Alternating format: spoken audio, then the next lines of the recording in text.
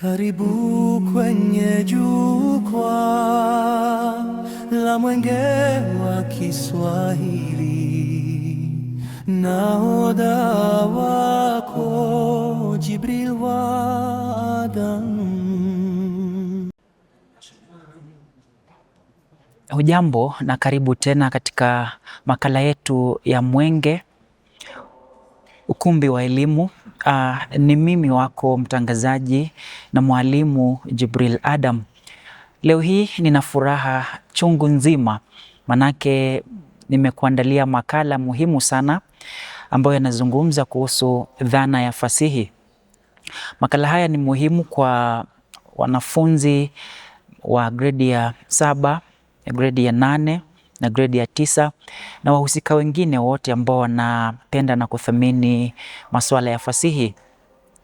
Kwa kutanguliza, ningependa kusema kwamba kile ambacho tunajaribu kuzungumzia hapa ni kuangalia dhana inayofundishwa darasani, alafu tuweze kuitoa darasani kuileta katika maisha ya kawaida ama maisha ya uhalisia.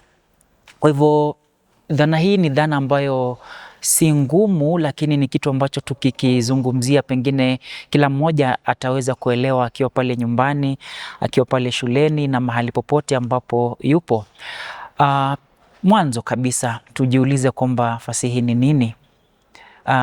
Tumepata kusikia kwamba ni sanaa, pengine ni ubunifu fulani ambao mtu anautumia ama yeyote anaweza akauweka katika maandishi, katika utekelezaji wa sanaa ama chochote kile. Lakini kwa urahisi tunaweza tukasema kwamba fasihi ni sanaa. Sanaa ni art. Art ni ule kitu ambacho kinafanywa kwa ubunifu fulani kikawa kinajisimamia ama kinakuwa tofauti na vitu vingine. Kwa hivyo mtu akawa anaweza kuimba vizuri, tunasema huyo ni msanii, yani anafanya sanaa. Mtu akiwa anaweza kuchora vizuri, tunasema ni msanii, anafanya sanaa ya uchoraji. Mtu akiwa anaweza akatunga mashairi, tunasema ni msanii ambaye anatunga mashairi.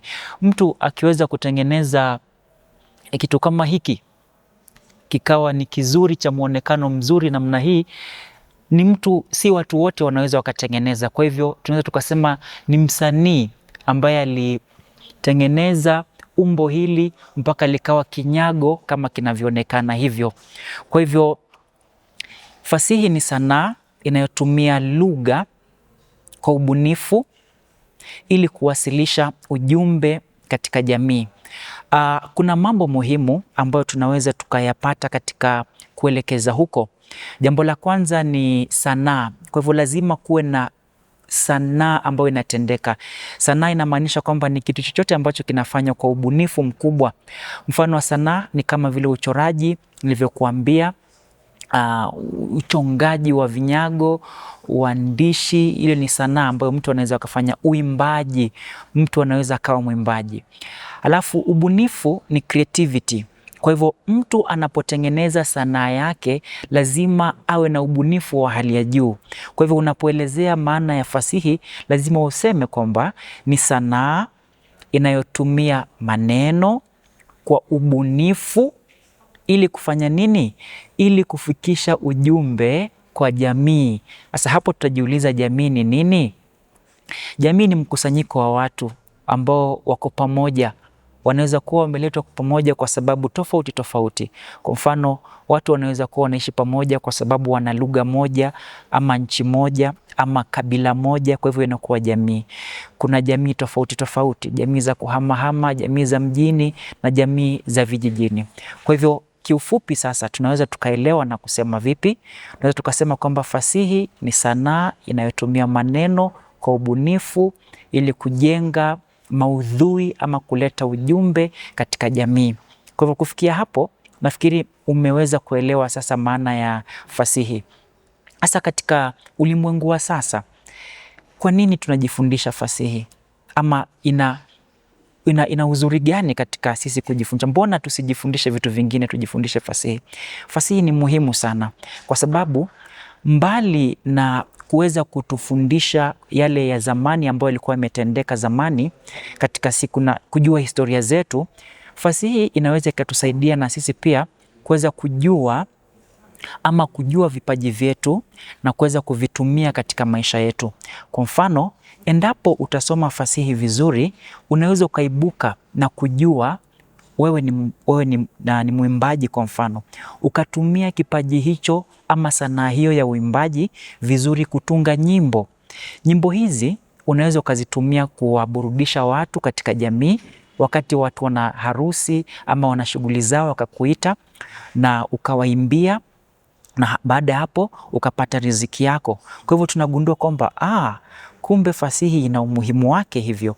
Mbali na hapo, unaweza ukawa pia msanifu wa majengo kwa mfano, ukawa architecture kwa mfano, kutokana na sanaa ule ubunifu wako ambao unao, kisha baadaye ukautumia kujenga majumba, ukawa unatumia katika kuweka ramani ama kufanya vitu kama hivyo, na baada ya hapo ukawa unasaidia watu, unaleta faida katika jamii, na pia unaweza ukajipatia kipato chako.